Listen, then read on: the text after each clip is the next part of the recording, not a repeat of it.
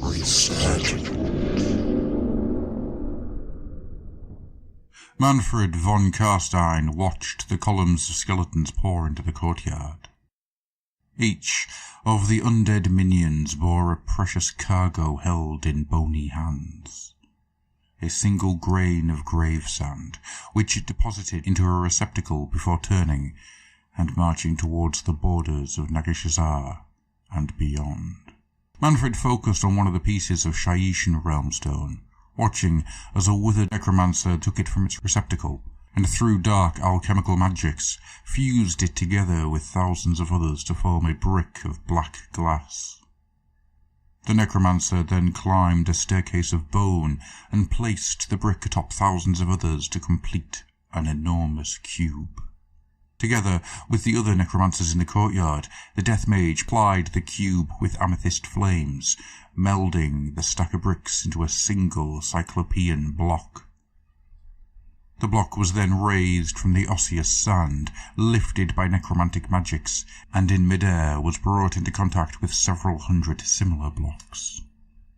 With a flash of amethyst energy, the blocks were sealed together, forming a slab that extended far beyond the courtyard's walls.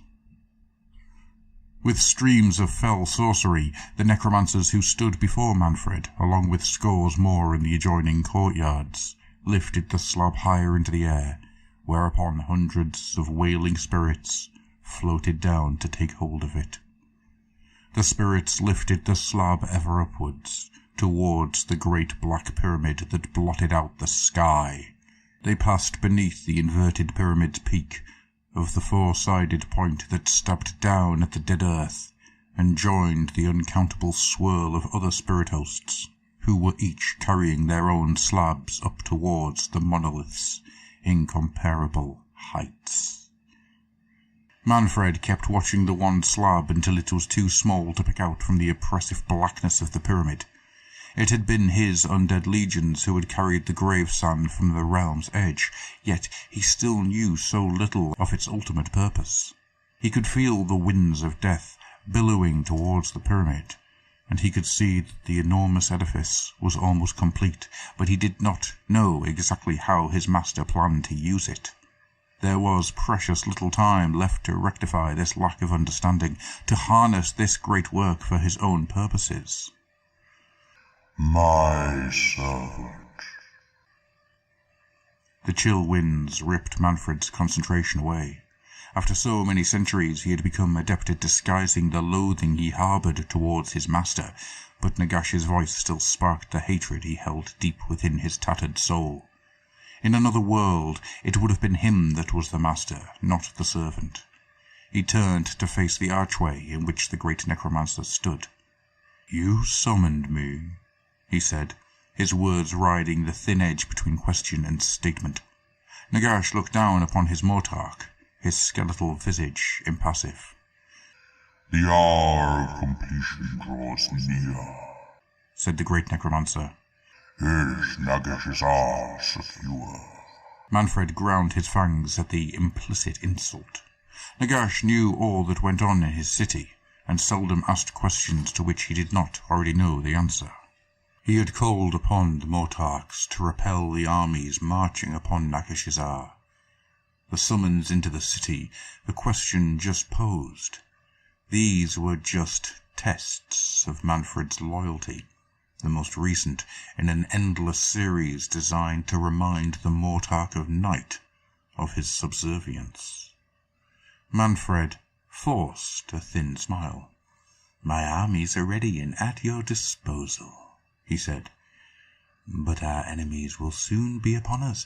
From the south, the forces of Sigmar and his allies are crossing the mournful peaks. The greenskin hordes have overrun the Harrow forts, and are fast approaching from the east, and to the west a Chaos Lord has gathered demons and mortals from across the realm to his banner."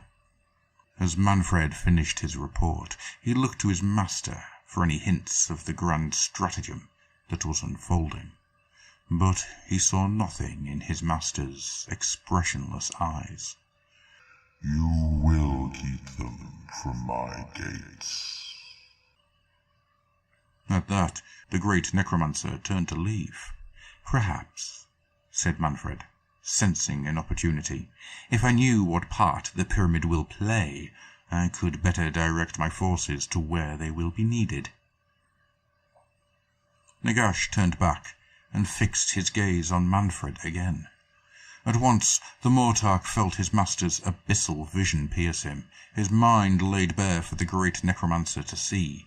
His innermost ambition, his secret desire for supremacy, his futile attempts at subterfuge were exhumed from within his being. Nagash saw all that he was, and Manfred felt the malefic ire of his master. "You wish to know my plans?" The words cut through Manfred like hallowed blades, their burning intensity drowning out all other thoughts but hatred. But Nagash at last withdrew his transfixing stare.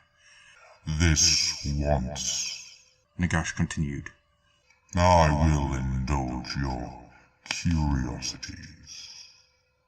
The magic of an entire realm has been brought to me. The ending of all things will soon be mine to shape." He spoke with oppressive finality, every word delivered as a unescapable certainty. "With the power of Shaiish at my command, the dead of the mortal realms will rise as one. The living will be slain by the undead, and their souls will descend to Shaiish. No longer myriad underworlds, but all to Nagashizzar, all to Nagash." Manfred listened to his master's words, his hate replaced by awe at the scope of Nagash's design. "With their followers gone, the so-called gods will also fall. One by one they will submit to my dominion, or else I will turn them to ash." The Mortarch winced at Nagash's words. It was this choice between eternal service and annihilation that had seen him bound to the great necromancer for uncounted centuries. "Through death I will achieve what Sigmar the Soul Thief never could. I will have order, unquestioning, unending. And with that order I will purge chaos from the mortal realms." With his last words still resonating in Manfred's mind, Nagash turned and floated away. But as he passed into darkness through the archway, the great necromancer uttered one last thing to his Mortarch. "Do not deceive yourself, servant. My victory is inevitable." Manfred looked up at the great black pyramid that scarred the sky and beheld the construction for what it truly was. Nagash was right. The end of life would soon come. Manfred knew he could not subvert his master's will. Not now. Not yet.